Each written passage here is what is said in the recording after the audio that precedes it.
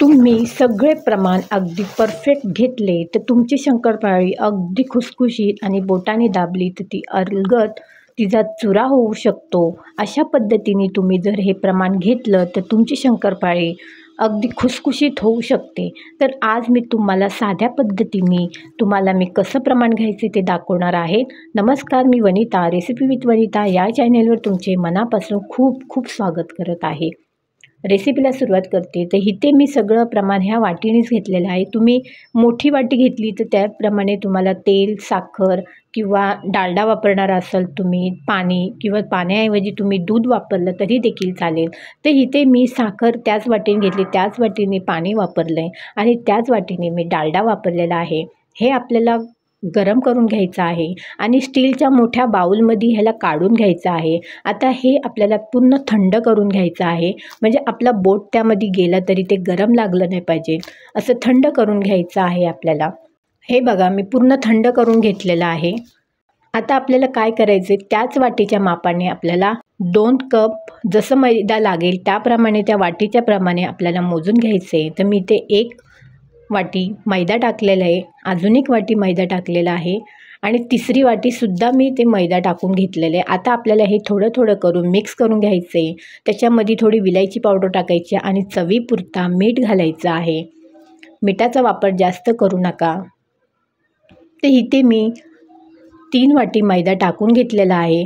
आता हे सगळं मिक्स करून घ्या। हे हलक्या हाताने मिक्स करा, कारण तुम्ही जोर लावून जर मिक्स केलं तर तुमची शंकरपाळीला लेअर येणार नाही।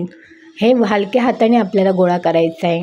आता मी 4थी वाटी परत टाकून घेणार आहे। तुम्हाला थोड्या मोठ्या वाटीचं प्रमाण घ्यायचं असेल तरी हे असंच करून घ्या तुम्ही। आणि ही हलक्या हाताने आपल्याला परत याचा गोळा तयार करणार आहे।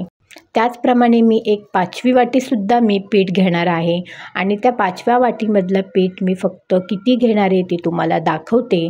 आता हा आपला गोळा छानपैकी तयार होत आहे। हा गोळा आपला तयार झालेला 5व्या वाटीमधलं मी फक्त अर्ध वाटी मी पीठ घेणार आहे आणि अर्ध वाटी मला हे पीठ लाटण्याकरता लागणार आहे, म्हणजे परफेक्ट आपल्याला 5 वाट्यात पीठ लागलेलं आहे। आता तुम्ही ह्या वाटीप्रमाणे तुम्ही जर पीठ घेतलं सगळं साहित्य तर तुमची शंकरपाळी अगदी परफेक्ट होऊ शकते। आता मी इथे तुम्हाला वाटीचं प्रमाण दाखवलेलं आहे। त्या वाटीच्या प्रमाणे मेजर किती होते ते तुम्ही बघू शकता आणि त्याचप्रमाणे तुम्ही हे साहित्य घेऊ शकता। आता हा गोळा आपल्याला हलक्या हाताने छान तयार करायचा आहे आणि थोडा 5 ते 10 मिनटं ह्याला झाकून ठेवायचं आहे आणि हे पीठ आपल्याला लाटण्याकरता लागणार आहे। 5 ते 10 मिनटं झालेले आहे, पीठ छान झालेलं आहे।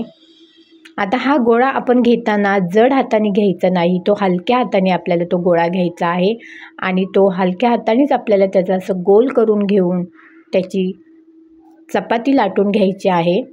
आता हा चपातीचा आकार, आता ही तुमची चपाती पूर्ण गोल येणार नाही आहे, कारण आपण त्याला जास्त जोर देऊन मळलेलं नाही, कारण जास्त जोर देऊन मळलं असतं तर आपल्या शंकरपाळीला लेअर येणार नाही।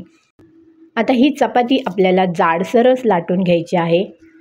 पातळ लाटली तर तुमच्या शंकरपाळीला लेअर येणार नाही। त्या पद्धतीने मी ही गोल चपाती जाडसर लाटून घेतलेली आहे आणि ह्या शंकरपाळ्या माझ्या कट करून झालेल्या आहेत। तुम्हाला व्हिडिओमध्ये दाखवली मी शंकरपाळी किती जाड होती। आता ही आपल्याला फ्राय करून घ्यायची आहे तेलामध्ये आणि शंकरपाळी फ्राय करत असताना गॅस कधी पण कमी करा आणि ही शंकरपाळी तळत असताना चमच्याने सारखं ढवळत राहू नका। टाकल्या थोड्या वेळाने तुम्ही करा। शंकरपाळीला लेअर अगदी सहज येतात स्लो गॅसवर, आणि तुम्ही जर फास्ट गॅस ठेवला आणि तुम्ही शंकरपाळी टाकली तर तुमच्या शंकरपाळीला लेअर कधीच येणार नाही।